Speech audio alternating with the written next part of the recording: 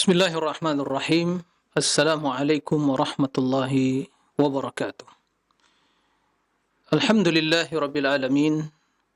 Wassalatu wassalamu ala ashrafil anbiya'i wal mursalin.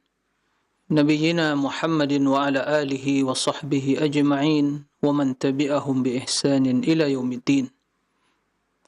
Allahumma allimna ma yanfa'una wanfa'na bima 'allamtana wa zidna ilma.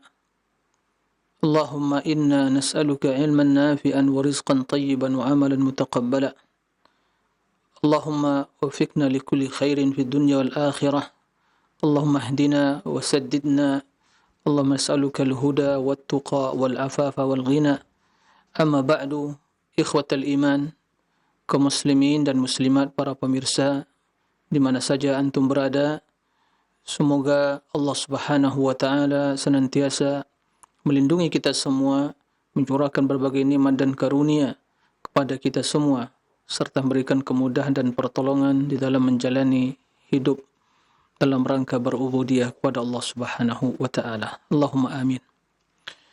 Ikhwatal iman, kaum muslimin dan muslimat, para pemirsa juga pemerhati di mana saja berada.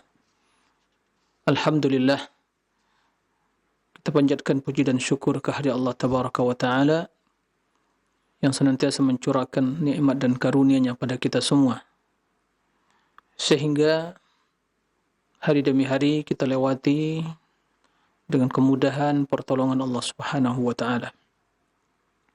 Dan sampai saat ini kita masih diberi nikmat iman dan kecintaan kepada sunnah Rasulullah sallallahu alaihi wasallam, serta semangat untuk terus membenahi diri, mengintrospeksi hati kita, mempersiapkan bekal menuju Allah Subhanahu wa taala. Alhamdulillah, segala nikmat dan karunia Allah Subhanahu wa taala. Kemudian salat dan salam untuk Nabi yang mulia, Nabi Muhammad sallallahu alaihi wasallam. Allahumma salli ala Muhammadin wa ala ali Muhammad. Ikhwatal iman, kaum muslimin dan muslimat, para pemirsa rahimakumullah. Kembali kita melanjutkan pembahasan tentang tauhid al-asma' wa sifat. Pada pembahasan sebelumnya kita telah menjelaskan di antara sifat Allah an-nuzul. Akan tapi sebelum dilanjutkan, ada beberapa hal yang perlu diperhatikan, ingin disampaikan pada kesempatan yang mulia ini. Mudah-mudahan kita senantiasa istiqamah di atas agama Allah ini dan selamat dari berbagai kebatilan dan penyimpangan. Ikhwatal iman, para rahimakumullah. Musuh-musuh Allah dan musuh agama ini tidak henti-hentinya membuat makar, propaganda dengan berbagai kemasan, ya, untuk merusak agama Allah, untuk merubah ajaran Islam dengan berbagai alasan, yang kesemua hal itu sebagai bukti bahwa mereka sangat membenci apa yang menjadi aturan yang harus diikuti seorang muslim di dalam menata, menjalani hidup ini. Bahwa itu adalah kebaikan. Islam datang dan membawa seluruh kebaikan dengan segala kesempurnaannya. Ya. Dan kaum mukminin harus meyakini hal itu dan wajib meyakininya. Dan Rasul sallallahu alaihi wasallam adalah benar dalam setiap perkataannya. Ya. Dan keyakinan kita bahwa siapa yang mendengar Islam ini, datang kepadanya syariat Islam, sampai kepadanya Al-Quran, dan dia tidak menerima, maka akidah kaum mukminin, akidah yang diajarkan oleh Rasul bahwa setiap yang tidak menerima ajaran Rasulullah sallallahu alaihi wasallam, maka sebagaimana kata Nabi, adalah merupakan penghuni neraka. Ini bukan klaim surga seperti yang dilakukan oleh sebagian kelompok tertentu. Tidak, ini semata-mata kita sampaikan adalah pernyataan Rasulullah sallallahu alaihi wasallam. Ya, karena beliau yang berbicara dengan wahyu. Nah, di zaman sekarang ini prinsip-prinsip dasar ini berusaha untuk dirusak. Ya, dirubah dengan berbagai alasan. Ya. Dan dengan istilah bingkai moderasi agama, kemudian berbicara di sana orang-orang yang memiliki pemikiran-pemikiran yang ingin meliberalisasikan agama, sehingga perkara-perkara yang telah disepakati oleh kaum muslimin turun-temurun bahwa agama ini telah sempurna. Ada orang-orang yang menyatakan zaman sekarang bahwa agama ini belum sempurna. Ya. Na'udzubillah min dzalik. Ya. Ada yang mengatakan bahwa Nabi tidak pernah menyatakan dia benar. Ya, benar sendiri. Ya, klaim benar.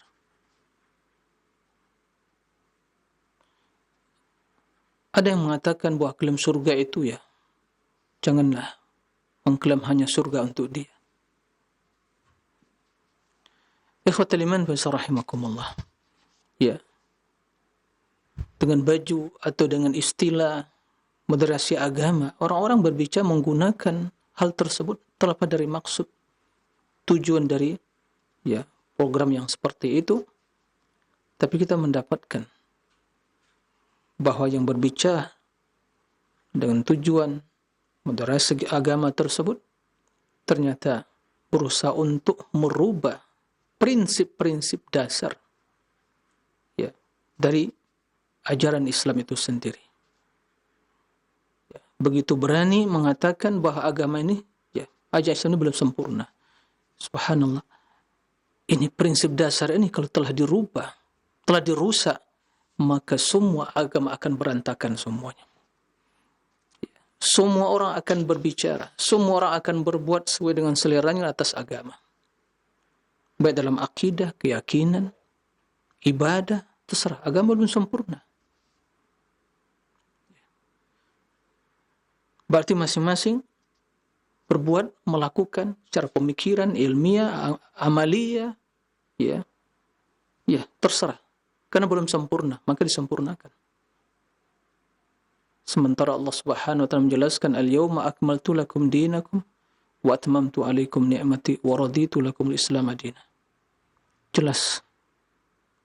Nabi bagaimana yang kita yakini, kaum mukminin meyakini tidaklah diwafatkan oleh Allah kecuali agama telah sempurna dan ajaran Islam telah disampaikan, amanah telah ditunaikan, tidak ada yang tersembunyi, tidak ada yang kurang, tidak ada yang berlebih, sudah lengkap sempurna. Itu akidah kita. Itu akidah kaum mukminin. Nah, di zaman sekarang ini muncul orang-orang yang berusaha merusak. Ini hal yang harus kita waspadai. Menyelisihi ijma' kaum muslimin yang telah turun-temurun dan menyelisihi teks Al-Quran itu sendiri. Dan hadis Nabi sallallahu alaihi wasallam. Begitu juga pernyataan bahwa Nabi tidak pernah mengklaim dia benar sendiri. Pernyataan-pernyataan yang sungguh sangat berbahaya. Allah yang menyatakan bahwa apa yang disampaikan Nabi Muhammad itulah benar. Tidak ada yang keluar dari mulutnya kecuali kebenaran. La yantiqu anil hawa in huwa illa wahyu yuha. Beliau sallallahu alaihi wasallam tidak berbicara dengan hawa nafsu kecuali dengan wahyu turunkan kepadanya. Beliau mengatakan, memerintahkan sahabatnya menulis semua yang keluar dari mulutnya. Uktub ma kharaja min fi illa al-haq. Tulis. Tidak ada yang keluar dari mulut kecuali kebenaran. Nabi mengatakan Tidak seorang pun dari umat ini, Yahudi dan Nasrani, yang mendengar kedatanganku, yang mendengar risalahku, yang sampai kepadanya Islam ini, kemudian dia tidak menerima, tidak melaksanakan, illa kana min ashabil jahim, maka dialah sebagai penghuni neraka jahim. Karena Allah mengatakan, inna dina indallahi al-Islam. Ya. Agama di sisi Allah Islam. Naam, Allah juga turunkan agama sebelumnya, tapi telah dirubah, terjadi penyelewengan. Kemudian diakhiri dengan agama Islam yang secara substansi, secara kandungan, ya, landasan utamanya sama, yaitu mengajak pada tauhid, tapi syariatnya berbeda dan disempurnakan oleh Allah Subhanahu wa taala dan menghapus syariat-syariat sebelumnya. Nah, maka kata Allah, barang siapa yang mencari selain agama Islam sebagai aturan, sebagai pedoman, maka Allah tidak menerima darinya dan termasuk orang-orang yang merugi dunia dan akhirat. Wa may yabtaghi al-islami dinan fala yuqbala min wa huwa fil akhirati minal khasirin. Nah, merugi dia dunia dan akhirat. Dia diterima oleh Allah Subhanahu wa taala. Nah, ikhwatal iman, para rahimakumullah. Maka waspada, ya.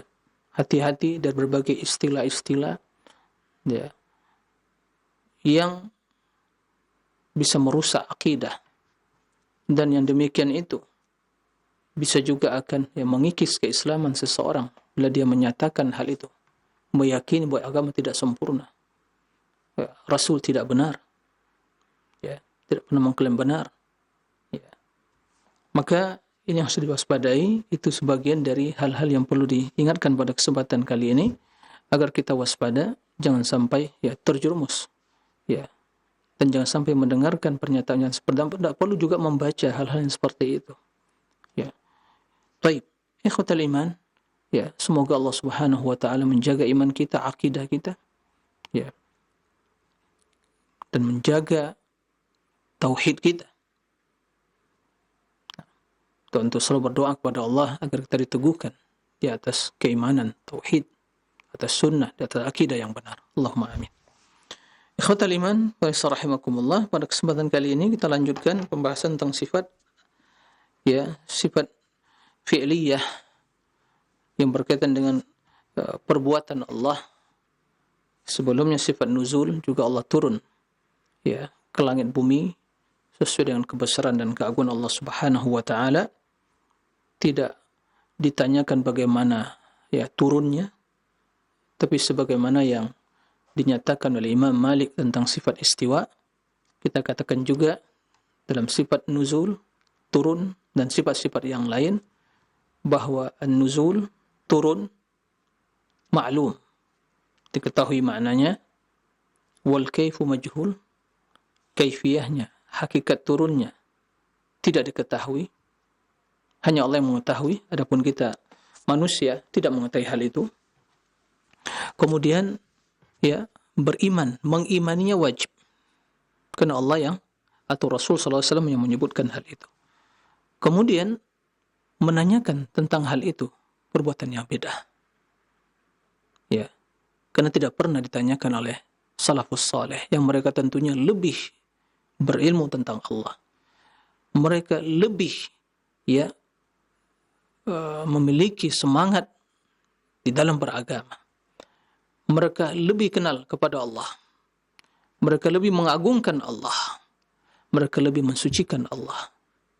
Tidak ada satu kebaikan kecuali mereka adalah orang-orang yang berada di barisan terdepan untuk melakukannya. Ya, para sahabat, tabi'in dan atba'ut tabi'in. Maka barang siapa yang ingin selamat, ya, ikuti jalan mereka. Nah, ikhwatal iman, para rahimakumullah. Nah, di antara sifat Allah Subhanahu wa taala adalah al-maji wal ityan. Maji itu, ya, datang, ya. Bahwa Allah Subhanahu wa taala pada hari kiamat datang untuk, ya, melakukan pengadilan, ya, faslil qada baina ibadihi, pada hari kiamat. Allah Subhanahu wa taala yang langsung melakukan hal itu pada hari kiamat. Yang demikian itu ya dijelaskan atau sifat kedatangan Allah itu dijelaskan di dalam Al-Quran dan juga dijelaskan di dalam hadis tentang tujuan Allah Subhanahu wa taala ya datang untuk memutuskan, melakukan pengadilan untuk menghisap ya manusia. Ikhwatal iman, rahimakumullah. Hal yang demikian itu tentunya ya sesuai dengan kebesaran dan keagungan Allah Subhanahu wa taala. Sebagaimana yang telah kita sampaikan, sebagaimana yang telah kita jelaskan dan telah diulang-ulang, dan pada kesempatan kali ini terus akan diulang. Ya, dengan pengulangan tadi kebenaran itu juga akan semakin tertanam di dalam hati kita tanpa ada keraguan sedikit pun. Dan ini kita katakan dengan segala sepenuh keyakinan kita, tanpa ada keraguan sedikit pun, bahwa di antara sifat Allah Subhanahu wa taala, Allah akan ya datang, al-maji wal ityan, yang terjemahan kita ya kedatangan. Kapan Allah datang? Pada hari kiamat. Ya. Untuk lifaslil qada, untuk melakukan ya pengadilan, menghisab ya, untuk menanya, mengadili para hambanya, menanyakan pada mereka tentang perbuatan dan amalan mereka. Barang siapa yang berbuat kebaikan akan dibalas dengan kebaikan, dan barang siapa yang berbuat kejahatan akan kejahatan ya, kecuali bila Allah memaafkannya. Itu semua kita yakini ya. Kenapa itu kita yakini? Kenapa kita imani tanpa ada keraguan sedikit pun? Karena terdapat di dalam Al-Quran, di dalam hadis yang sahih, ya, penjelasan tentang sifat tersebut. Dan ini berkaitan dengan kehendak Allah Subhanahu wa taala. Nah, maka satu hal yang perlu kita terus sampaikan, ya, jika ada terbesit dalam benak pikiran kita ya, penyerupaan atau tasbih, wah berarti Allah datang. Kemudian kita mulai menghayalkan bagaimana datangnya ya, apakah pindah turun dari arasnya dengan zatnya datang, beda aras kosong, bergerak ya, pindah satu tempat ke tempat yang lain. Karena itu yang kita pahami ya, dan realita makna datang dalam kehidupan kita. Nah, makna yang seperti itu, yang ada dalam benak pikiran kita yang seperti itu yang harus kita singkirkan. Ya. Bagaimana menyingkirkannya, menghilangkannya? Ya, baca firman Allah, "Laisa kamitslihi syai'." Laisa kamitslihi syai'. Tidak ada ya, suatu pun yang serupa dengan Allah. Ini prinsip dasar, ini kaidah yang sangat ya penting sekali. Laisa kamitslihi syai'. Tidak ada suatu pun yang serupa dengan Allah. Dan lanjutkan ayatnya, bahwa As-Sami'ul Basir. Sementara Allah ya, As-Sami' Basir. Sami' mendengar dan Basir melihat. Berarti Allah tetapkan baginya pendengaran dan penglihatan. Artinya apa? Nah, Allah memiliki sifat yang ditetapkan oleh Allah dan Rasulnya, dan sifat tersebut tidak menyerupai suatu pun dari sifat makhluk. Ini harus kita pahami, dan ini harus kita ya jadikan sebagai prinsip dasar di dalam memahami sifat-sifat Allah Subhanahu wa taala. Kenapa kita berani mengatakan ya bahwa Allah turun ke langit bumi, Allah istiwa di atas arasy, Allah datang pada hari kiamat. Ya. Kenapa kita katakan hal itu? Demi Allah, tiada yang ya menyebabkan kita mengatakan hal itu kecuali kita mendapatkan di dalam Al-Quran Allah yang menyatakan hal itu. dan Rasul sallallahu alaihi wasallam yang menjelaskan tentang hal itu. Dan kita mengatakan dalam iman kita, amantu billah, ya, amantu bi Rasulillah, sebagaimana kata Imam Syafi'i rahimahullah, amantu billah wa bima ja'anillah ala muradillah, amantu bi Rasulillah wa bima ja'an Rasulillah ala muradi Rasulillah. Aku beriman kepada Allah dan kepada semua yang datang dari Allah, syariat Islam ini sesuai dengan kehendak Allah. Aku beriman kepada Rasulullah sallallahu alaihi wasallam dan semua yang datang dari Rasulullah, berita, perintah, semuanya ala muradi Rasulillah, sesuai dengan kehendak Rasulullah sallallahu alaihi wasallam. Maka kita imani,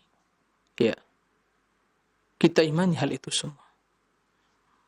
Adapun bila terbesit dalam benak pikiran kita berbagai makna-makna yang batil atau pemahaman-pemahaman yang negatif, maka ini harus singkirkan.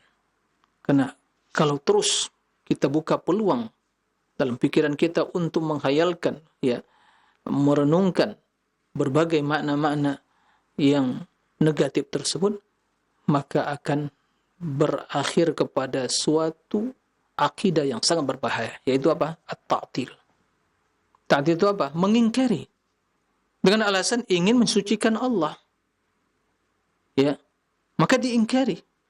Lalu begitu diingkari, bagaimana memahami makna ayat tersebut?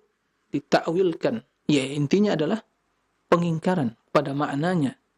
Sehingga terjadi berbagai bentuk pentakwilan, perbedaan dalam mentakwil yang masing-masing berusaha untuk menafsirkannya sesuai dengan latar belakang pemikiran dan juga prinsip dasar yang telah dia cetuskan tadi, yaitu kalau ditetapkan secara zahirnya berarti akan menyerupai sifat makhluk, berarti harus distakwil. Itulah penyebab kenapa ahlul kalam mentakwil, menyimpang, dan sehingga mentakwil kemudian menafikan, mengingkari sifat-sifat Allah Subhanahu wa taala. Karena menurut akal mereka akan ditetapkan secara zahirnya akan menjerumuskan ke dalam tasybih. Dan juga mereka menggunakan ayat yang tadi juga, laisa kamitslihi syai', tapi tidak dilanjutkan ayat sudahnya. Ayat tersebut ada penafian dan ada juga penetapan. Yang dinafikan adalah penyerupaan. Yang ditetapkan sifat-sifat Allah. Berarti menetapkan sifat tidak menimbulkan penyerupaan. Tidak melazimkan adanya penyerupaan. Karena Allah mengatakan laisa kamitslihi syai'. Tidak sesuatu yang serupa dengan Allah Subhanahu wa taala. Nah, dan sementara Allah Subhanahu wa taala mendengar dan Maha melihat. Nah, ikhwatal iman, para rahimakumullah. Inilah akidah salafus saleh. Beginilah mereka berakidah. Inilah keyakinan mereka. Maka tidak terdapat dari sahabat muhajirin wal ansar, dari kalangan ahli Badar yang ikut perang Badar bersama Nabi, kalangan muhajirin wal ansar, mereka yang hidup bersama Rasulullah, dari mereka 10 orang yang dijamin masuk surga, dan 104 orang yang menjadi khalifah, dan sahabat-sahabat yang lain. Begitu sucinya hati mereka, bersihnya jiwa mereka, cemerlangnya pemikiran mereka, begitu pengagungan dan kecintaan kepada Allah, ma'rifah kepada itu betul bersemi dalam hati mereka. Mereka sungguh generasi manusia pilihan yang dipilih oleh Allah untuk menemani Rasulnya, yang harus kita jadikan sebagai suri tauladan dan pedoman di dalam memahami kalam Allah dan kalam Rasulnya. Karena Rasul memerintahkan, bahkan Allah juga sebelumnya memerintahkan hal itu. Nah, ikhwatal iman, ingin selamat dalam hal ini tidak ada jalan kecuali mengikuti jalan mereka. Itulah yang kita katakan, itulah yang kita sampaikan, mengikuti pemahaman salafus soleh, mengikuti manhaj salaf.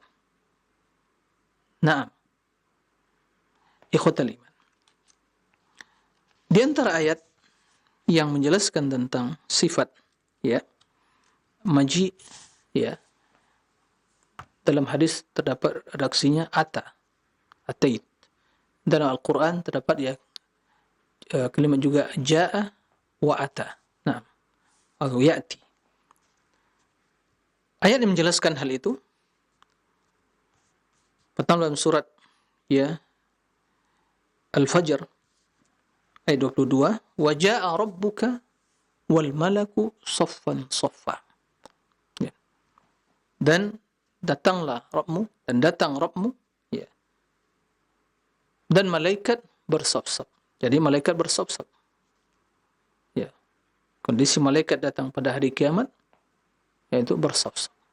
Wa jaa rabbuk. Ya. Jaa rabbuk. Sangat nyata sekali, jelas jaa. Jaa ya. Dalam bahasa kita terjemahannya datang. Jaa rabbuk. Wal malaku saffan saffa. Dan begitu datang para malaikat bersaf-saf. Dalam surat Al-Fajr. Begitu juga dalam firman Allah Subhanahu wa taala dalam surat Al-Baqarah ayat 210 Allah mengatakan ya hal yanzuruna illa an ya'tiyahumullahu fi dhulalin minal ghamami wal malaikah wa qudiyal amr. Tiada yang mereka tunggu, yang mereka nanti, ya. Tiada lain yang mereka tunggu dan mereka nanti illa an ya'tiyahumullah. Kecuali datang ya Allah kepada mereka fi dhulalin minal ghamam, ya, di bawah naungan dari awan. Apa maksudnya? Bahwa orang-orang kafirin yang mereka melakukan perbuatan yang menyimpang dari agama Allah, atau mereka orang-orang yang kufur kepada Allah, berbuat kesyirikan, kekufuran, ya, dan tidak beriman, tiada mereka tunggu kecuali bila datang hari kiamat, sehingga mati mereka semuanya, ya, celaka dan binasa mereka. Maka Allah akan datang pada hari kiamat untuk mengadili mereka, ya, memberikan kepada mereka balasan terhadap perbuatan, ya, sanksi kepada mereka terhadap perbuatan atau kekufuran mereka tersebut. Jadi yang turun di sini artinya yantadirun, menunggu. Nah, maka di sini redaksinya ayatiyahum, ya'ti, ata ya'ti, ya, artinya jaa, yaji'u, datang. Di dalam ayat lain surat ya Al-An'am 158 Allah Subhanahu wa taala menjelaskan hal yanzuruna illa an ta'tiyahumul malaikah aw ya'tiya rabbuk aw ya'tiya ba'du ayati rabbik. Ya. Tiada yang mereka tunggu, ya, yang mereka nanti, kecuali datangnya malaikat kepada mereka, atau datang Rabbmu, atau datang sebagian tanda-tanda atau ayat-ayat Rabbmu, tanda-tanda kekuasaan kebesaran Rabbmu. Maksud dari ayat ini, orang-orang kafirin, orang musyrikin yang menyembah patung berhala, yang membuat syirik kepada Allah, kekufuran, ya, apalagi mereka tunggu. Kenapa mereka tidak beriman? Kenapa mereka tidak mentauhidkan Allah? Kata Allah, tiada mereka tunggu sampai datang malaikat mencabut roh mereka, sehingga mereka mati dalam keadaan kekufuran dan kesyirikan itu. Atau pada hari kiamat, ya, Rabbmu akan datang untuk apa? Mengazab mereka, mengadili mereka, ya, memberikan sanksi dan balasan terhadap kesyirikan dan kekufuran mereka. Au ya'tiya ba'du ayatir, atau mereka menunggu datangnya tanda-tanda, ya, kiamat, ya, seperti ghurubus syams min maghribiha, yaitu terbitnya matahari di belahan barat. Pada tatkala itu tidak lagi diterima taubat. Apakah itu mereka tunggu? Kenapa mereka tidak beriman? Nah, Maka di dalam ayat ini Allah Subhanahu wa taala menyebutkan kedatangan malaikat untuk mencabut roh mereka, kedatangan Allah pada hari kiamat, dan datang muncul ya tanda-tanda kekuasaan Rabbmu, yaitu tanda-tanda kiamat, terbitnya matahari di belahan barat. Begitu yang tafsirkan oleh para ulama salaf, begitu yang jelaskan oleh Imam Ibnu Jarir At-Tabari di dalam tafsir ya Jami'ul Bayan fi ta'wili ayatul Quran, ya. Begitu juga para mufassirin yang lain yang mengikuti manhaj salaf di dalam menafsirkan Al-Quran, yang tidak mentakwilkan Al-Quran sebagai pentakwilan ahlul kalam. Nah, dari ketiga ayat tersebut ya memberikan atau kita menyimpulkan bahwa di antara sifat Allah Subhanahu wa taala adalah al-maji atau al-ityan, yang artinya adalah datang. Nah, kemudian di dalam hadis juga terdapat penetapan ya sifat ata, al-ityan, ya. Sebagian dalam hadis yang diriwayatkan Imam Bukhari dan Muslim, ya, Allah Subhanahu wa taala membalas ya kebaikan yang dilakukan hamba sebagaimana hamba tersebut melakukan, bahkan lebih mulia dari itu. Jika seorang hamba bergegas datang menghadap Allah ya, dengan berjalan, maka Allah akan lebih datang lagi, ya, lebih cepat datang ya kepada hamba sesuai dengan kondisi seorang hamba, bahkan Allah membalas lebih dari itu, ya, balasan sesuai dengan jenis amalan. Dan hadis sebutkan ya, hadis qudsi, idza taqarraba ilayya 'abdi dhira'an taqarrabtu ilayhi ba'an, ya. Maka dalam hadis ini wa in atani yamshi ataitu harwalatan, apabila seorang hamba taqarraba ilayya, mendekatkan diri kepadaku, tentunya beramal soleh, dhira'an, sehasta, maka aku akan mendekat kepadanya sedepa, dhira'. Nah, ba'an. Taib. Jadi sehasta dan sedepa. Nah, taib. Kemudian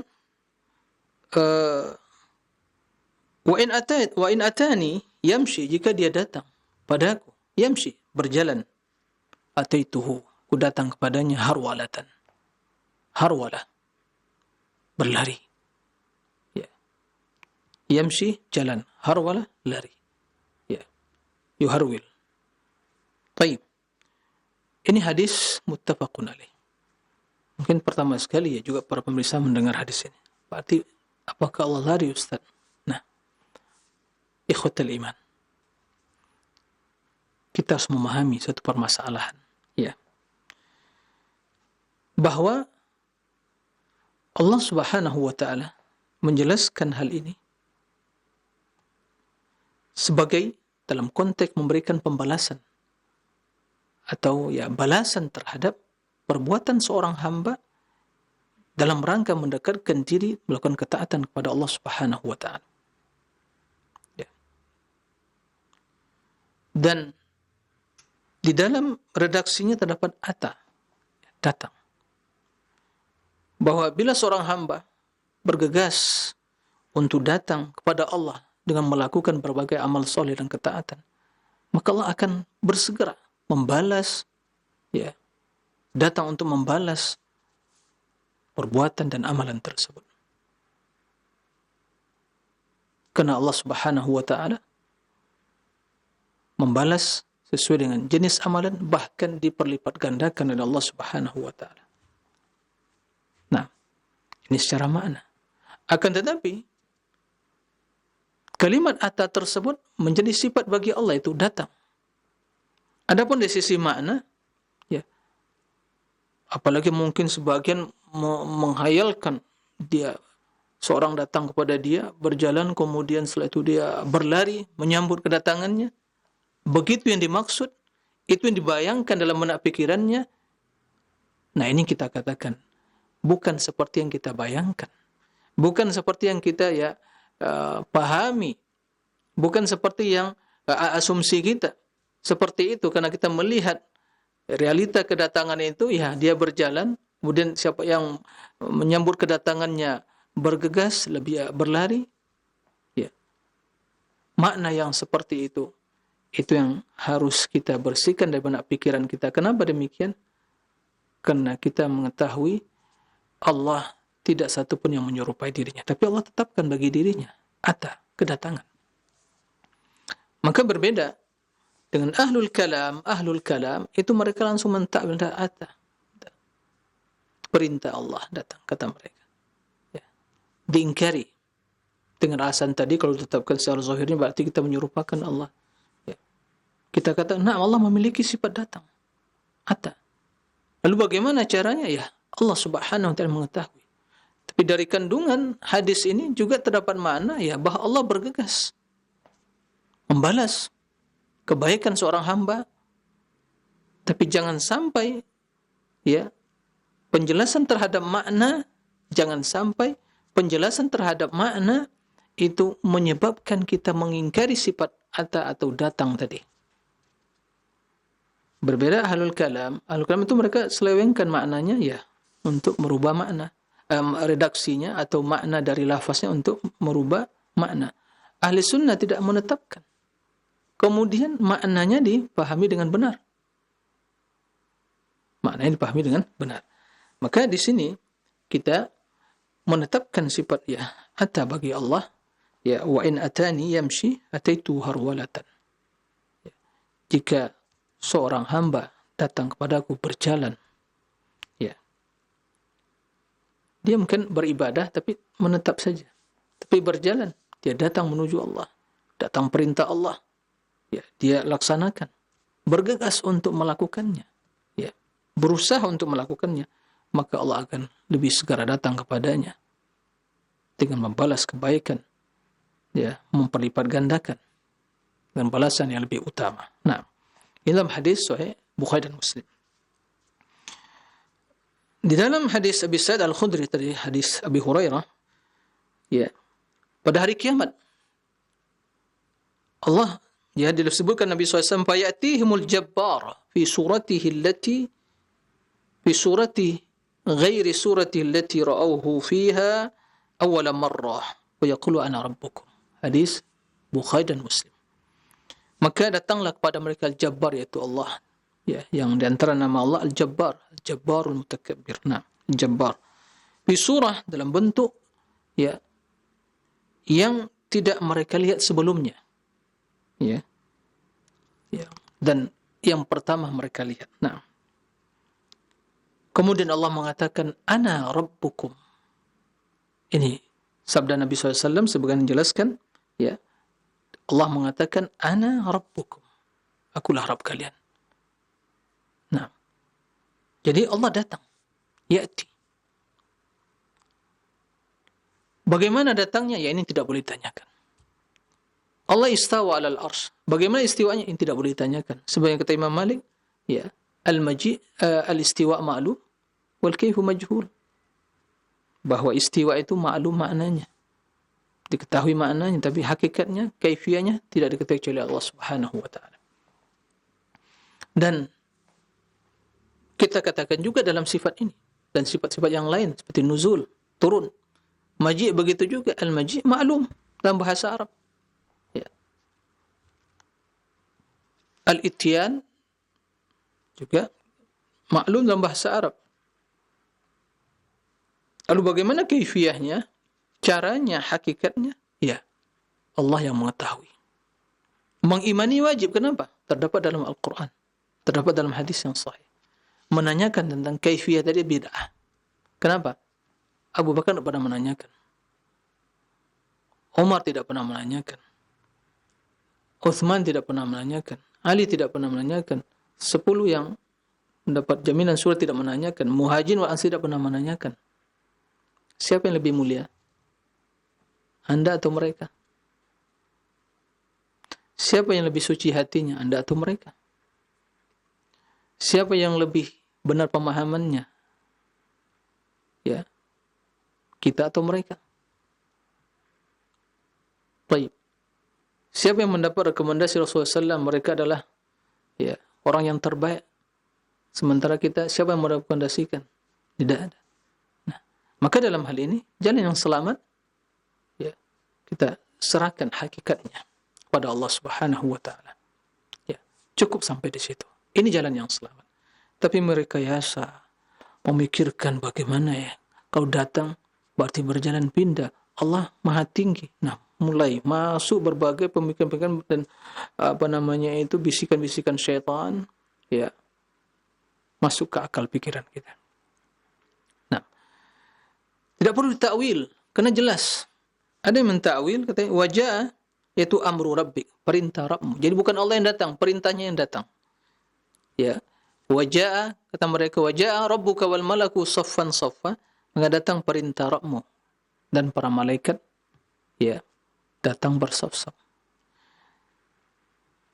Nah, kan tapi sebelum jawab apakah benar pentakwilan seperti itu, saya ingin menukil perkataan Imam Abul Hasan Al-Asy'ari yang kaum Asy'ariyah menisbatkan diri pada beliau. Ya.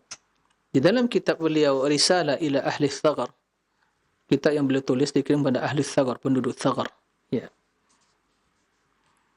Itu beliau mengatakan dalam kitab tersebut bahwa disebutkan dalam kitab itu ya konsensus ahli sunnah dalam perkara-perkara teologi, yaitu akidah. Di antara yang beliau sebutkan, wa ajma'u, ya ahli sunnah sepakat, annahu azza wa jalla, bahwa Allah azza wa jalla yaji'u yawmal qiyamah wal malaku saffan saffa. Allah datang pada hari kiamat dan para malaikat juga datang secara bersaf-saf. Ini Imam Abul Hasan Asy'ari yang mengatakan. Dan itu pula yang ya dikatakan oleh para ulama salaf. Ya, sebelum Abul Hasan Asy'ari dan juga yang ya sesudah Abul Hasan Asy'ari, ulama-ulama ahli sunnah yang mengikuti ya akidah Rasulullah, para sahabat yang selamat dari akidah kaum ahlul kalam, kaum Jahmiyah. Baik. Lalu perintah Allah apakah benar ditakwilkan? Benar pentakwilan, ja'a rabbuk wal malaku saffan saffa. Datang perintah Rabbmu. Baik. Perintah Rabbmu. Bagaimana kita ya menyikapi ayat yang tadi dalam surat Al-An'am Allah sebutkan di situ 3 kedatangan. Datang para malaikat mencabut roh mereka, datang Allah, kemudian datang ya perintah Allah, yaitu yang berupa ya sebagian tanda-tanda kekuasaannya, itu tanda-tanda kiamat. Disebutkan 3 secara bersamaan. Dan juga diungkap dengan kalimat ata. Ya. Kalau tadi ja'a rabbuk, ja'a kedatangan juga, ata juga bermakna kedatangan. Dalam surah Al-An'am disebutkan hal yanzuruna illa an ta'tiyahumul malaikah. Ya, tiada yang mereka nanti-nanti, yaitu kaum musyrikin, orang yang berbuat kesyirikan, kekufuran, mereka juga tidak mau beriman kecuali datang malaikat untuk mencabut roh mereka. Atau datang Rabb itu pada hari kiamat. Ya, begitu mereka binasa, kemudian datang kiamat, akan dibangkitkan, kemudian akan datang Allah untuk mengadili mereka. Ya, au ya'tiya ba'du ayati, atau datang sebagian jadi tanda-tanda kebesaran Rabbmu yang merupakan perintah Allah, urusan atau amr, perintah dari Allah Subhanahu wa taala, sehingga muncul matahari di belahan barat. Apakah itu mereka tunggu? Nah, maka di sini bagaimana pentakwilannya? Apakah mungkin ja'a rabbuk, ja'a amru rabbik, berarti diulang-ulang begitu ya? Ja'a amru rabbik, kemudian ja'a ba'du ayati rabbik. Maka jelas ya, firman Allah tentu ya tidak seperti yang demikian. Baik. Lalu juga kita bertanya pada ahlul kalam yang mengingkari sifat kedatangan tersebut. Nah, maka kita bertanya, dari mana datang perintah Allah? Jika yang datang perintah Allah, dari mana datang perintah Allah? Jika jawabannya, ya, datang dari Allah. Perintah Allah datang dari Allah. Betul, perintah Allah datang dari Allah. Ya. Baik. Tapi ada pertanyaan yang lain yang harus dijawab. Di mana Allah? Perintah Allah datang dari Allah. Kita tanyakan, di mana Allah? Ahlul kalam, sepakat kata mereka, tidak boleh ditanyakan di mana Allah. Ingin lari dari mengingkari, ingin lari dari menetapkan sifat, ya, apa? Sifat ketinggian Allah. Sifat keberadaan Allah. Ya. Maka kata mereka, enggak boleh dikatakan aina, di mana Allah? Ya subhanallah. Rasul yang maksum, Rasul yang kamu imani sebagai nabimu, yang katanya cinta kepada Nabi, ya, yang semua mengaku Islam mesti mengikuti Nabi, ya. Dia atau beliau sallallahu alaihi wasallam, ya, yang telah mengucapkan kalimat tersebut, yaitu di mana Allah? Ya, di mana Allah? Aina Allah? Dalam hadis yang sahih, ya, sebagian telah kita jelaskan, dan jawabannya sebagai bukti keimanan seorang budak wanita yang ditanya oleh Nabi SAW, Aina Allah? Nah, sementara mereka yang mentakwil sifat, ya, sifat Allah tersebut, mereka, ya, tidak mengimani, bahkan tidak membolehkan menanyakan hal itu, karena jika demikian Allah punya tempat itu makhluk, kata dia. Berarti Allah dalam makhluk, pada suatu arah yang makhluk. Nah, ini yang pernah kita sampaikan, karena memahami bahwa mereka memahami menggunakan teori yang dipakai adalah bagaimana menganalogikan sifat tersebut dengan sifat makhluk. Maka terjadilah hal-hal yang seperti ini. Ikhwatal iman, para rahimakumullah, akan tapi ya, ahli sunnati wal jamaah, sebagaimana yang merupakan akidah mereka, mereka meyakini, mengimani bahwa Allah Subhanahu wa taala memiliki sifat al-maji, karena Allah yang menyebutkan dalam Al-Qur'an, begitu juga Nabi sallallahu alaihi wasallam. Adapun, ya, apakah datang itu, ya, berarti berpindah, bergerak, ya, hal yang demikian ini yang harus, ya, yang selamat dalam hal ini, kita tidak menetapkan itu dan tidak menafikan, karena tidak terdapat penjelasan itu nas Al-Quran. Maka, ya, kendati muncul pertanyaan yang seperti itu di sebagian para ulama, tapi yang selamat dalam hal ini sebagaimana dijelaskan oleh para ulama, ya, seperti Imam Ibnu Qayyim dan yang lainnya, yang selamat di dalam memahami, menyikapi apakah kedatangan itu dia berpindah atau bergerak, ya, maka kita katakan Allah datang. Cukup. Tanpa ditanyakan apakah datang, bergerak, apakah dengan zatnya, atau mungkin tanpa zatnya, ya, apakah turun dari arasnya, ya, semua hal itu tidak terdapat dalam nas. Maka yang selamat dalam hal ini adalah kita tetapkan kedatangan Allah, ya, tapi kita tidak mempertanyakan bagaimana datangnya, ya, dan mengatakan ungkapan-ungkapan pernyataan atau redaksi-redaksi ungkapan-ungkapan yang tidak terdapat di dalam Al-Quran dan hadis tadi. Jadi, sebagaimana menjelaskan oleh para ulama, ya, ijra'uha kama wardat, menetapkan sebagaimana datangnya, sebagaimana tertera, sebagaimana terdapat di dalam nas-nas tersebut. Ini jalan yang selamat. Kenapa demikian? Karena kita tidak bisa mengetahui hakikatnya. Naam. Wala yuhituna bihi ilma. Ya. Tidak akan mungkin ilmu mereka bisa meliputi tentang hal itu. Tapi kita mendapatkan dalam Al-Quran, Allah datang. Bahkan dalam hadis juga seperti itu. Hadisnya sahih. Bukhari dan Muslim meriwayatkan. Dan Rasul yang mengatakan, mustahil Rasul berdusta. Mustahil. Beliau mengatakan yang benar. Maka kewajiban kita adalah mengimani sebagai bentuk, ya, keimanan kita atau konsekuensi iman kepada Allah, pada Rasulnya. Ya, itu yang selamat. Hanya sampai batas itu saja yang diperbolehkan. Selebihnya, ya, jangan dibuka peluang untuk merekayasa, untuk menganalogikan, untuk melogikakan, untuk, ya, mengkias-kiaskan dan seterusnya. Karena demikian itu akan berujung kepada apa? Pentakwilan yang intinya lah pentaktilan, yaitu penafian dan pengingkaran.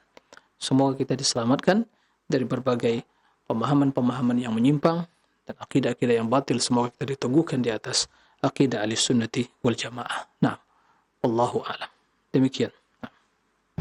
Ustaz, barakallahu fikum, jazakallahu khairan. Terima kasih atas keluangan waktu dan ilmu yang telah Ustaz sampaikan di kesempatan Jumat pagi hari ini dari pembahasan akidah asma wa sifat.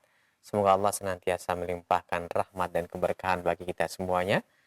Dan selanjutnya bagi Anda yang memperdalam materi dengan bertanya seputar pembahasan, silahkan. Kami harapkan pertanyaan Anda berkesesuaian dengan pembahasan kali ini. Halo. Assalamualaikum. Waalaikumsalam warahmatullahi wabarakatuh. Dengan siapa, Pak? Dengan Pak Gabe. Pak Gabe. Di mana? Di Sibolga, Sumut, Pak. Silakan Bapak pertanyaannya. Ini Pak mengenai Ahlussunnah wal Jamaah ini, Ustaz, ya kan? Kita kan belum mengerti ini apa ini Ahlussunnah wal Jamaah. Mohon dulu Ustaz pencerahannya bagi kita. Terima kasih Ustaz. Assalamualaikum warahmatullahi wabarakatuh. Waalaikumsalam warahmatullahi wabarakatuh. Silakan Ustaz, mohon maaf. Nah, baik. Terima kasih kepada Pak Gade atau ya di Sibolga, Sumatera Utara. Barakallahu fiik atas pertanyaannya. Jadi ingin penjelasan tentang hakikat Ahlussunnati wal Jamaah. Ya. Ikhwatal iman kaum muslimin dan secara khusus Bapak yang bertanya, barakallahu fiik, semoga Allah membukakan pintu hati kita untuk mendengar, ya, membuka telinga kita untuk bisa mendengar kebenaran dan membuka pintu hati kita untuk menerimanya. Tidak diragukan bahwa di antara nama pengikut Rasulullah sallallahu alaihi wasallam, golongan yang selamat, ya, adalah Ahlus Sunnah wal Jamaah. Golongan yang selamat yang dimaksud adalah sebagaimana kata Nabi sallallahu alaihi wasallam, akan muncul berbagai perpecahan, ya, iftiraq di kalangan umat ini sampai kepada 73, ya, golongan. Kemudian yang selamat kata Nabi hanya satu, firqatun najiyah. Itu yang kita maksud, golongan yang selamat. Ya, golongan yang selamat. Kenapa selamat? Karena mereka yang berpegang teguh dengan kebenaran. Nah, maka dinamakan firqatun najiyah, kelompok yang selamat.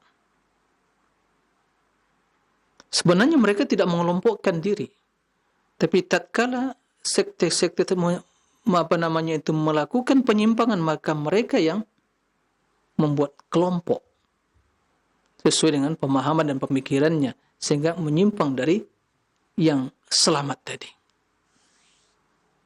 Ini sebagai ya ilustrasi bagi kita, ini jalan yang lurus. Kita wajib mengikutinya, jalan yang lurus. Nanti ada seorang yang berjalan, kemudian ngambil, menyimpang ke kanan. Yang satu lagi menyimpang ke kiri. Berarti yang menyimpang tadi memisahkan dia dari yang lurus tadi. Maka dia menyimpang. Enggak selamat. Yang ke kiri begitu juga. Makanya kata Nabi SAW, karena yang selamat satu, karena dia yang terus masih berpegang teguh. Ya, berpegang teguh dengan kebenaran, dengan al-haq yang disampaikan oleh Nabi SAW. Nah, maka namakan firqatun najiyah, golongan yang selamat. Karena mereka selamat dengan bimbingan Allah, dengan petunjuk dari Allah, maka Allah akan terus menjaga, menolong mereka. Maka dinamakan juga dalam sebagian hadis at-taifal mansurah, kelompok yang selamat. Dan sebagian kata Nabi, la tazalu ta'ifatun min ummati mansurin zahirin la yadurru man khadalahum hatta ya'tiya amrullah wa hum kadzalik. Senantiasa ada kelompok dari umatku yang akan selalu ya zahirin, berada di atas al-haq dan ditolong oleh Allah sampai datang perintah Allah, ya, berakhirnya alam semesta ini dan jadi pada hari kiamat. Mereka senantiasa dalam kondisi seperti itu dan tidak akan memudaratkan mereka, makar dan propaganda orang-orang yang ingin mencelakakan mereka. Nah, kelompok yang selamat itu juga dinamakan sebagai ahli sunnah wal jamaah. Kenapa demikian? Karena mereka yang berpegang teguh dengan sunnah Nabi, ajaran Nabi. Dan mereka yang selalu mengikuti kebenaran, berjamaah dalam mengikuti kebenaran. Oleh karena itu, Nabi SAW tatkala ditanya, siapa golongan yang selamat itu ya Rasulullah? Beliau menjawab, ma ana alaihi al-yawma wa ashabi.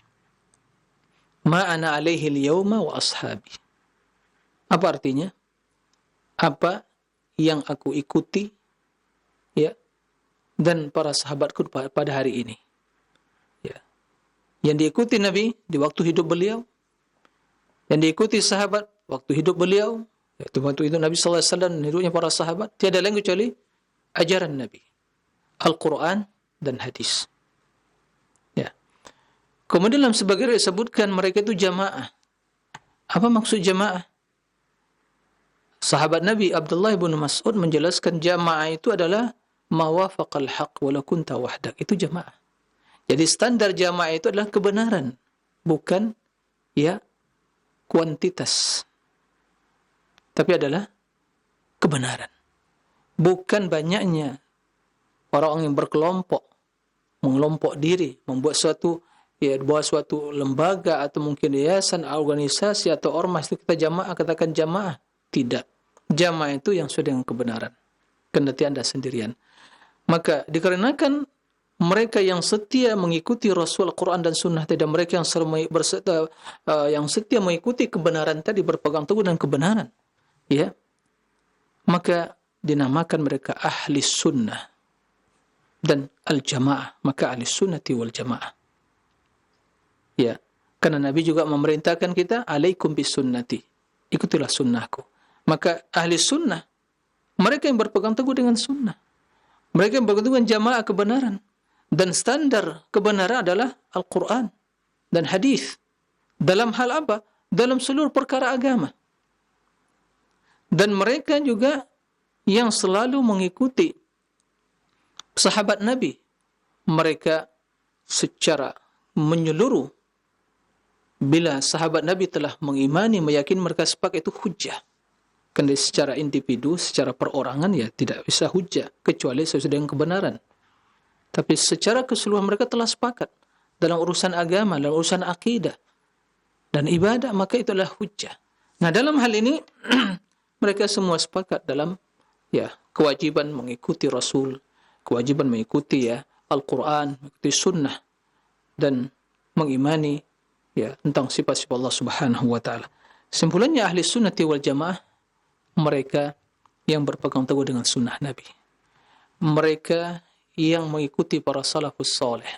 Karena Rasul tadi mengatakan, ma ana alal yawma wa ashabi, apa yang aku ikuti dan para sahabatku. Ya. Mereka yang mengedepankan wahyu. Perhatikan. Wahyu itu Al-Quran dan Sunnah. Ya. Mereka yang mengedepankan wahyu dari akal. Ya. Jadi wahyu itu landasan. Itu yang sumber. Akal alat untuk memahami, bukan untuk menghakimi. Ya. Akal bukan untuk diikuti, tapi untuk memahami. Wahyu diikuti, tapi memahami wahyu Al-Quran dan hadis dengan akal yang sehat. Nah, jadi di antara keduanya tidak bertentangan. Akal yang sehat dan wahyu yang turun dari Allah Subhanahu wa taala, itu Al-Quran dan hadis, tidak ada yang bertentangan. Oleh karena itu ahli sunnah sepakat. Ahli sunnah wal jamaah sepakat, yang menjadi landasan hukum ada Al-Quran dan Sunnah, dan akal adalah untuk memahami, bukan untuk menentang, bukan untuk mengadili, bukan untuk menghakimi. Nah, berbeda dengan ahlul bidah wal ahwa, ya, dari ahlul kalam. Ya, kalau ahli sunnah, ya, karena berpegang teguh sunnah. Tapi pengikut hawa nafsu namakan ahlul bidah, karena yang mengikuti bidah dan hawa nafsu mereka. Ya, begitu. Apa yang terjadi? Mereka balik. Akal yang dijadikan sebagai landasan, wahyu mengikuti. Jadi apa yang tidak sesuai dengan akal, ya ditolak.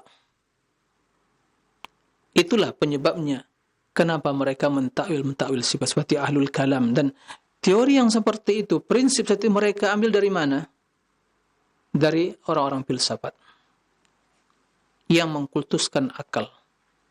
Ya. Makanya, dan ahlul kalam semuanya sepakat yang mengingkari sifat-sifat Allah Subhanahu wa taala, baik dengan mentakwil atau terang-terangan mengingkarinya, semua sepakat. Kenapa landasan mereka? Kenapa penyebabnya? Karena mereka beragama yaitu landasannya akal. Bukan naql. Naql itu wahyu. Maka begitu mendapatkan sifat-sifat dalam Al-Quran menurut akal mereka, ini kalau ditetapkan secara zahirnya menyerupai. Ya. Akan konsekuensinya begini dan begitu seterusnya. Menurut mereka, jika turun, ya, Masya Allah turun. Ya, itu menurut mereka seperti itu. Berarti berpindah. Ya, berarti masuk ke langit bumi. Ya, ini menurut akal tidak bisa diterima. Ya. Allah istiwa alal arsy, berarti Allah butuh pada arsy. Menurut akal tidak bisa diterima. Lalu gimana? Ya ditakwil, diselewengkan. Apa? Ya istaula, berkuasa. Turun apa? Perintahnya, rahmatnya. Tapi mereka tidak melihat pada nas, atau tidak melihat kepada nas atau teks secara komprehensif selama menyeluruh. Nah, begitu juga dalam hal yang masalah sifat-sifat yang lain. Jadi mereka pasrah dan berserah diri pada Allah, ahli sunnah wal jamaah. Mereka yang berpegang teguh dengan sunnah. Mereka yang paling benci pada perbuatan-perbuatan bid'ah yang mengada-ngada dalam agama, dalam masalah akidah atau amaliyah. Ya. Enggak ada istilah mereka itu ada bid'ah hasanah. Ya. Karena Rasul mengatakan kullu bid'atin dhalalah wa kullu dhalatin finnar. Itu perkataan Rasul. Lalu ingin kita pertentangkan dengan perkataan ulama, mungkin di mutaakhirin ada yang mengatakan ada bid'ah hasanah. Subhanallah, Rasul mengatakan, ya, Rasul sallallahu alaihi wasallam mengatakan kullu bid'atin dhalalah. Maka ahli sunnah, mereka hanya bergantung dengan sunnah dalam berakidah, dalam beramal, dan berusaha menerapkan hal itu. Akan tapi mereka bukan maksum. Ya. Mereka tidak maksum.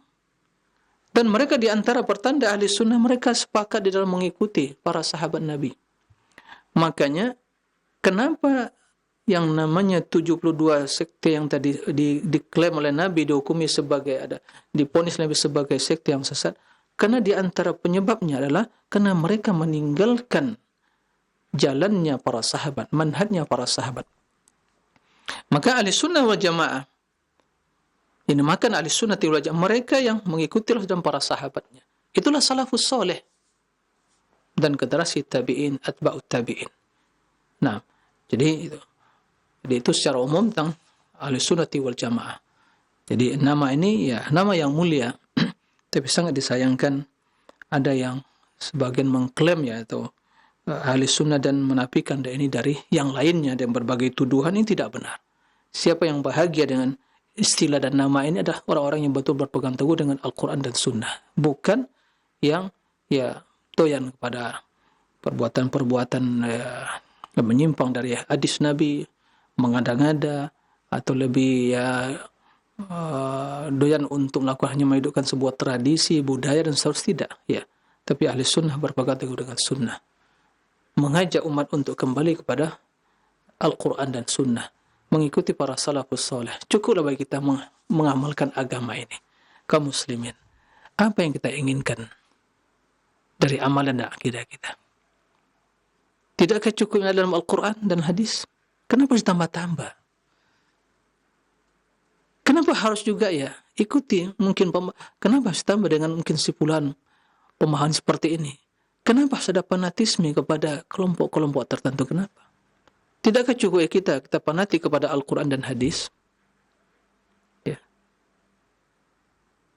Itu yang menjadi standar. Itu menjadi ya nomor satu bagi kita semua. Oleh karena itu, tujuan kita lah, mari kita kembali kepada Al-Quran dan hadis. Ya, bukan sekedar sebuah nama, tapi realita dan fakta. Ini yang harus ya kita bersungguh-sungguh. Ini yang harus kita sampaikan. Ini yang kita ingin mengajak umat untuk kembali seperti itu.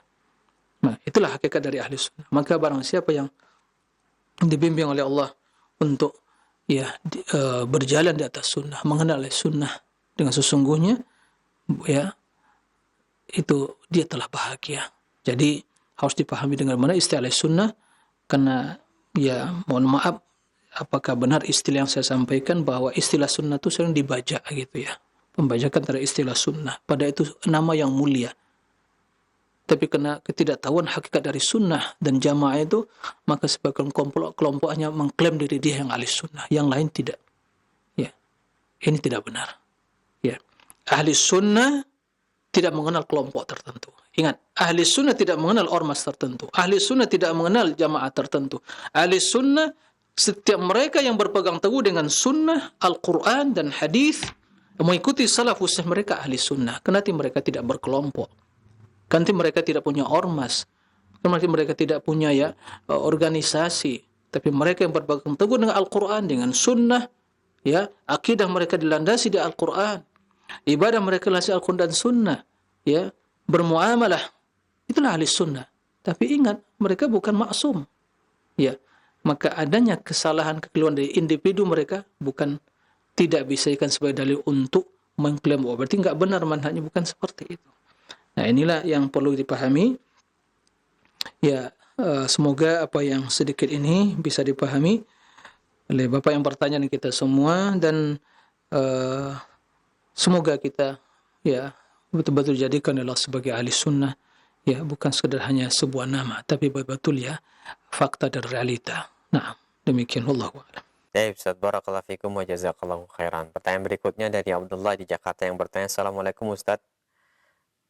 Ustadz, saya mau bertanya, ada yang mentakwil surat Shad ayat ke-75, tangan Allah dikatakan dengan kuasa Allah. Apakah itu takwil yang benar? Silakan Ustaz. Baik, terima kasih kepada Abdullah ya yang bertanya. Ini pembahasan insyaallah akan kita bahas secara rinci ya tentang sifat tangan. Mungkin beberapa pertemuan ke depan. Tapi yang jelas bahwa pentawilan yadullah dengan kekuatan itu jelas pentawilan ahlul kalam. Ya. Itulah semua pentawilan, penyelewengan. Sebenarnya lebih tepat penyelewengan gitu. Tahrif. Karena ta'wil itu juga memiliki ya konotasi bahwa ta'wil itu ya pentafsiran gitu. Tapi ta'wil yang dimaksud ta'wil ahlul kalam. Ta'wil al-kalam itu ya menyelewengkan makna ya dari makna zahir ayat kepada makna yang ya lemah, makna yang jauh dari kandungannya. Nah, seperti itu. Maka yadullah ya dikatakan qudrah tidak benar. Itu pentakwilan. Ya, pentakwilan. Karena Allah Subhanahu wa taala memiliki tangan. Bahkan akidah kita, akidah Ahlussunnah wal Jamaah, Allah itu memiliki dua tangan. Ya. Sebagaimana dalam ayat disebutkan, ya. Begitu Allah perintahkan iblis sujud pada Adam, Naam, iblis tidak mau sujud. Sombong. Kata Allah katakan kepada iblis, "Ma mana'ak?" Hai iblis, apa yang menghalangmu? Antasjuda lima khalaqtu biyadaik. Sujud kepada ya Adam yang aku ciptakan dengan dua tanganku. Allah katakan yadayya, yadun, yadani. Dinisbatkan kepada yang berbicara yadayya, dua tangan. Allah yang mengatakan. Apakah kita lebih tahu dari Allah? Demi Allah, kalau Allah tidak mengabarkan di dalam Al-Quran, tidak kita membaca ayat tersebut, Al-Quran tidak akan berani kita mengatakan hal itu. Tidak akan berani. Siapa yang berani mengatakan berdusta atas nama Allah? Ya, mustahil. Tidak akan dilakukan orang memiliki iman. Tapi Allah yang mengatakan, dan Allah lebih tahu. Antum a'lamu amillah. Apakah Allah lebih tahu atau kalian? Adakah yang lebih berilmu dari Rasulullah SAW? Sementara Rasul mengatakan, inni wallahi la akhsyakum wa a'lamukum billah ana, kata Rasulullah. Orang yang lebih kenal kepada Allah, lebih mengetahui tentang Allah, saya, kata Rasulullah SAW. adakah yang lebih berilmu daripada para sahabat setelah Rasulullah SAW daripada tentang Allah daripada mereka? Tidak. Nah, itu dibaca oleh mereka di dalam sholat, tapi nggak ada yang komplain mentakwilkan qudratullah, kekuasaan. Ya. Nah, Allah punya kudrah, tapi tangan di sini bukan makna kudrah. Ya. Tapi adalah tangan Allah yang hakiki. Tapi tentunya tangan Allah tidak sesuai dengan tangan makhluk, tidak serupa dengan tangan makhluk. Nah, jadi ini tidak benar. Insyaallah akan kita bahas secara rinci ya tentang masalah itu. Kita akan juga jelaskan kebatilan pentakwilan ya orang-orang yang mengingkarinya sesuai dengan akidah Ahlussunnati wal Jamaah. Nah, demikian wallahu alam. Mungkin itu yang bisa disampaikan pada kesempatan kali ini. Mohon maaf ya. Karena waktu juga yang membatasi kita semua. Semoga kita senantiasa dalam lindungan Allah, diberikan pemahaman yang benar, juga diajarkan kepada kita akidah yang sahihah di dalam mengenal Allah, dan juga dalam perkara-perkara yang lain yang berkaitan dengan akidah Ahlussunnati wal Jamaah. Allahumma amin. Demikian. Wallahu a'lam wa sallallahu wa sallam bina Muhammadin wa alihi wa sahbihi wa sallim. Wa akhiru da'wana anil hamdulillahi rabbil alamin. Subhanaka Allahumma bihamdik. Asyhadu an la ilaha illa anta astaghfiruka wa atubu ilaih. Wassalamu alaikum warahmatullahi wabarakatuh.